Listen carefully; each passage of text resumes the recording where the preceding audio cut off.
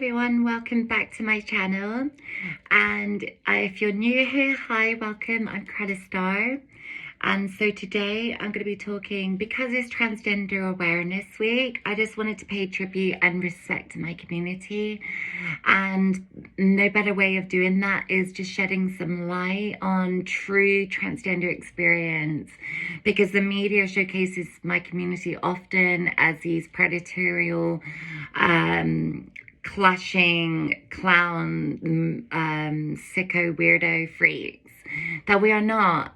We are just like any other human beings. We're very normal. I think the highlight of the word normal kind of crazy to me to even have to use, because what is normal? But I think the point that I'm trying to make here is that the trans community as a whole, we are 1% of the nation, of the whole population of the world. And we, as a minority group of people, I feel like I just had to come on. I owe it to myself, I owe it to my community, and I owe it to the people that follow me who are willing and wanting to learn more about this type of experience of life that is not chosen upon me, but sort of thrown upon me. And the reason why I say that is because it's not a choice. No one chooses to wake up one day and say, hey, I want to be a girl. That's certainly not something that I experienced through my experiences. And just to put into context, anybody that's new and doesn't know my experience, I came out to my parents at 12 or 13, no, 12. And I started living full time as a trans woman of female experience from the age of about 13 onwards, permanently full time. Through that experience, I went to an all-boys school and transitioned through that as well. Started hormone blockers at 16 to continue on to hormones at 17. And we are here today at 27 to tell my truth and the real tea. Because, as I say, the media has a nasty way of portraying my community as these vultures that are using girls' bathrooms for sexual purposes or just to abuse women's space. And it's so further from the truth. That is such a minority section of people in my community that they will latch on to those people because it's so crazy, you know, that a trans person, for one, can go ahead and do that. They forget that even though they're trans, they're still human, and they still have, you know, good emotions, bad thoughts, good thoughts, as any human being does. And, you know, that is not a true reflection on the majority of trans people, as isn't this regret. And I think the media likes to highlight this hysteria of trans people going through the whole process of transition, having surgeries, hormones, irreversible stuff done, and then come out the other end to regret it. But that is 0.075% of the trans community that happens to. But the 99.999 whatever percent of other trans people, we're not being talked about in the community, in the media, online, in social media, fully, because they want to cling on to the bad all the time. And that's why I want to come on here and shed the true meaning of why successful rehabilitation, therapy, psychology, and treatments for this gender identity condition, it can save your life, and it can help people that are struggling with gender dysphoria and gender conditions. I'm not here promoting this a lifestyle that some people like to say. I'm just saying to people that I chose to be happy, but I didn't choose to be trans. And the only way that I could be happy with this gender identity condition in my mind is to transition and to get medical treatments and things. And do I regret it? No. 14 years on, I've lived longer as a female than I have as a dude now. And people say to me, well, a lot of kids question it. I knew from the age of like 4 or 5, when I knew the difference between gender roles and male and female, I knew that there was something questionable there, because I was rebellious to the stereotypical norms or expectations that society threw on me that I had to abide by or go by. And that was living like a man, carrying myself in that way. And I didn't go by those rules, even as a Jehovah's Witness, which is what I used to be. I was religiously raised as a child as a Jehovah's Witness. And obviously, if you know anything about that religion, they're very LGBT anti. They do not support our community. And that held me back a long time. If anything, if I wasn't a Jehovah's Witness, I would have transitioned a lot younger than 12, 13. Yet grown adults, cisgender adults would say, I don't know myself. I don't know what's right and wrong for me. I don't know it's just a phase, and all these crazy things that they try and put into your mind. That to me is brainwashing. Not going to a psychologist and saying, I don't feel comfortable dressing as a dude. I don't feel comfortable living in a social standard that isn't me, to please other people whilst feeling miserable and suicidal. And this comes on to another thing that I want to talk about, because in true form, we suffer, with this gender dysphoria. It's like this nagging voice in your mind that's you, and it's you because it's your voice, but it's basically the male version of you saying to you, or the gender dysphoria voice, or whatever you want to call it. I try and make it a thing, make it a name, so I can understand that it's there and appreciate that it's there, so I can sort of put it in my mind in a safe place so I can take control of that.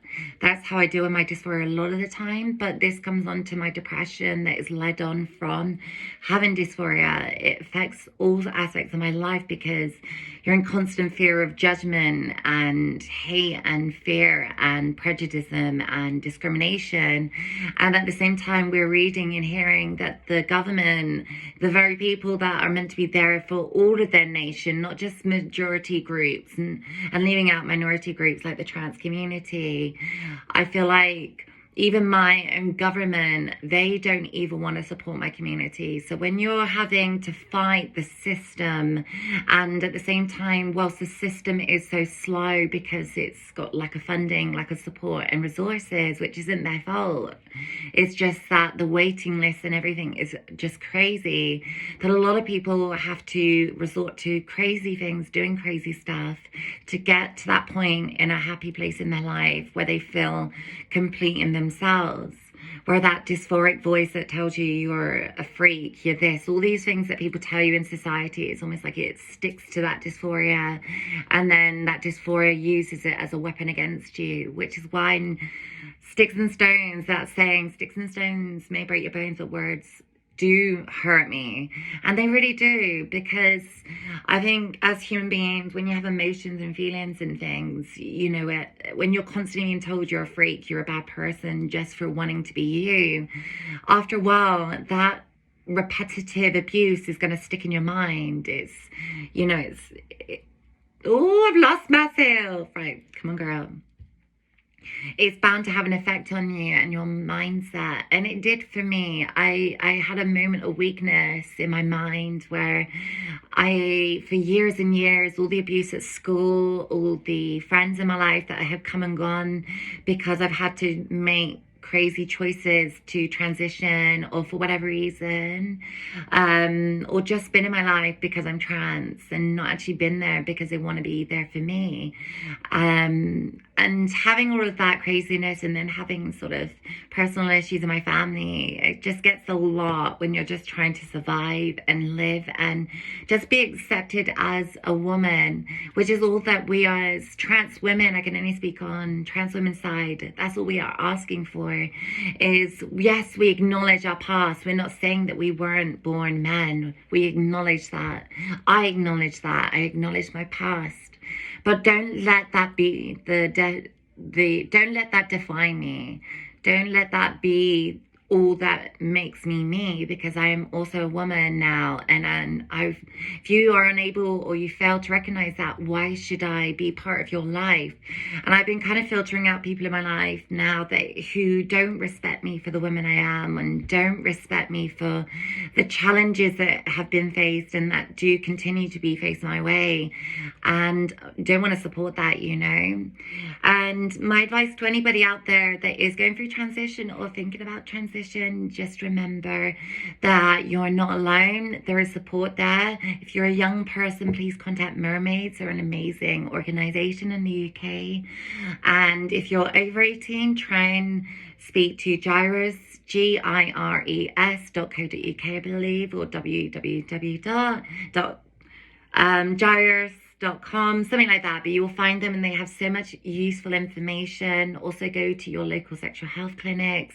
They will often have a lot of support and advice there, or just your doctor. But don't be scared. Be scared, but just know that there is light at the end. There is light at the end of the tunnel, and you can get through it. I'm living proof of that. I'm surviving still, because the end is still not there for me to be totally happy. I still need my SRS surgery to be feeling complete, and I need to have a little bit of work done to stop me seeing my past self and reminding me of my past. And that leads me to my final message to anybody that watches this or who disagrees with my community. That's okay. You don't have to accept us. All you have to do is respect us, and that's all we're asking. Acknowledge our existence and our challenges we face. Respect that. Respect our space, and respect that we exist, and acknowledge we exist. And just be an ally and just support that everybody in this world is just trying to survive, and we are no different. Share a bit more love in this world. It'll be a happier place. And that concludes this video. Thank you so much if you finished and watch this little, whatever you want to call it, just sort of a tribute to the community, because this is Transgender Awareness Week, and you know, this is a week where we remember the ones that have been so savagely taken from this world just because they wanted to be happy. And for those that have been too weak to continue that fight, and I know how that feels. And I just want to give a shout out to my friend Katrina, who was and is and will always be my sister and my God and my queen. I love her. God bless her soul. May you rest in peace. She was one of the dearest friends to me. She was a trans woman too. She saved me in so many ways. And I think I spoke about this in my last video a little bit, but I won't go into too much details right now. But she no longer is here. And I want to kind of dedicate this video to her too. So I will see you guys though in the next video. Please subscribe if you haven't already, and like this to show some support. And just to show that you support the trans community. Lots of love, and stay true to yourself. Don't listen to what anyone else has to say about you, because you are perfect the way you are. Mwah. Bye guys.